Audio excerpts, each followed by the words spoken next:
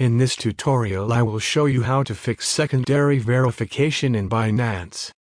First of all, open up the Binance app. Then tap on your profile icon from the top left corner. Then tap on your account name at the top. Then tap on Security. Next, tap on App Authenticator. After that, tap to enable the Authenticator app verification. Copy this code here and enter into your Authenticator app. Then tap on Next. Then you have to enter the 6-digit code which is generated by the Authenticator app.